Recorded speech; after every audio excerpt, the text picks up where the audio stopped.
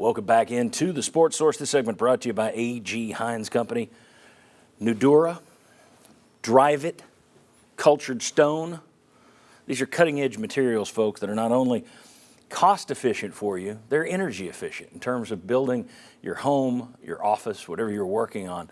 That's why contractors across the state have turned to A.G. Hines Company for more than 100 years, literally, since 1920, when great-grandfather Albert Hines first opened the doors. People have been going down there. They've got all of this tremendous building materials, and I told you, I mentioned we're talking about a new studio.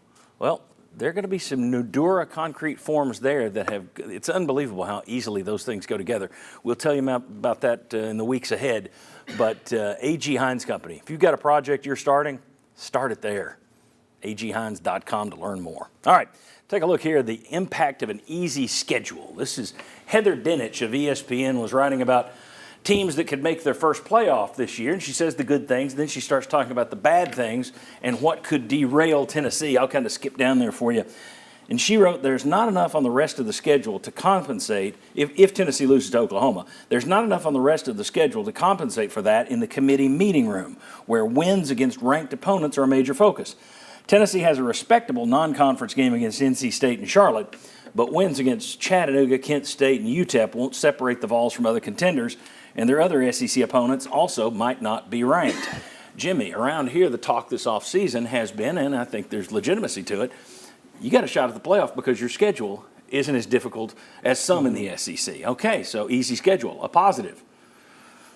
But could it also leave you with no recourse if you drop one of these Oklahoma, Georgia, Alabama, the three biggies? If you drop one of those, how do you make that up with the rest of that schedule? So easy a blessing or easy a curse? You don't make it up because the schedule is not difficult enough to find another quality win, unless I get shocked and Kentucky becomes a 10-win team. Right. Okay. But having said that, there are 4 teams on Tennessee's schedule that I think could win 9 games. NC State would be one of them. You got Oklahoma, you got Alabama and Georgia. You better win 2 of them.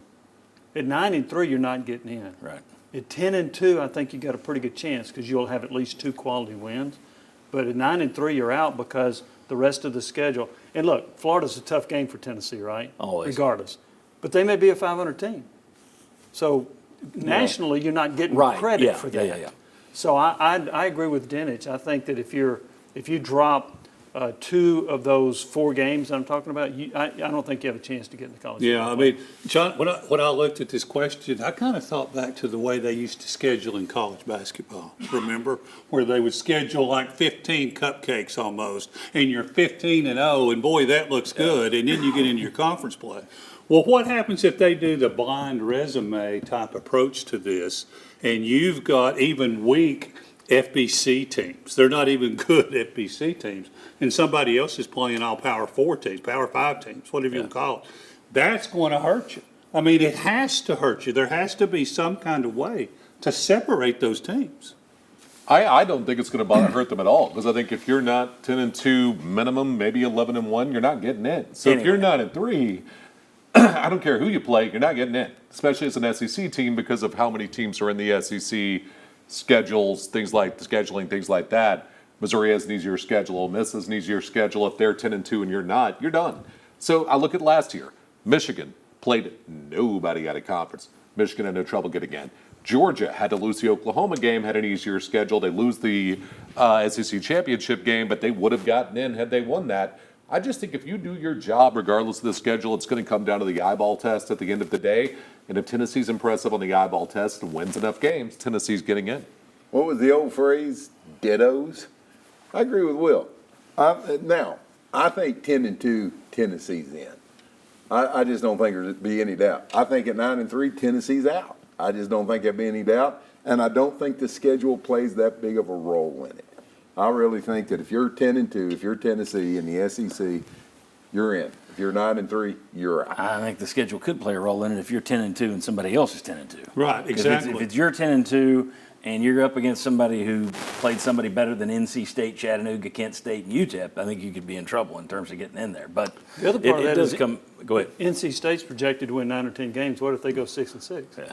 Yeah. So sometimes what your opponents do can have an impact Well, on. what if you beat Oklahoma and then they go 5-7? 7-5, That's right. yeah. I mean, So- so all that stuff, I mean, I think, once again, you schedule the 3 cupcakes, and if it does hurt you, then maybe somebody ought to go to the baker and quit ordering cupcakes I'm every all for- season. yeah. Yeah, I'm but I mean, that's the whole point. But you And some- better not lose to Oklahoma, in my opinion. Yeah, I Right, don't and think some so. of those teams I you agree with mentioned that. were conference champions undefeated. So you can't I don't think you can really compare them as much to 1-2 loss teams. Yeah, I mean- That's what Tennessee would be up against in this scenario. Well, in a scenario I would throw it is, let's say Tennessee's 10-2, Oklahoma State's second in the Big 12 at 10-2.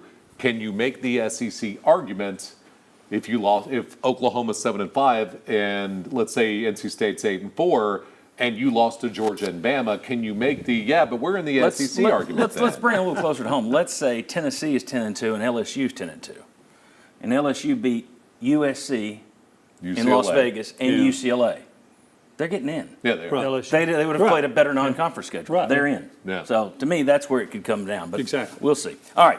When we come back, like I said earlier in the show, Bob and I took some people off this week on Will and Tyler's radio show. So we'll see. Now we're going to take the numbers, the actual facts that we were just guessing on, and we'll put them out there, and it's really going to tick you off. No, it is interesting stuff. Dylan Sampson as the workhorse back. Is he ready for that role? We'll take a look at the numbers. Come on back.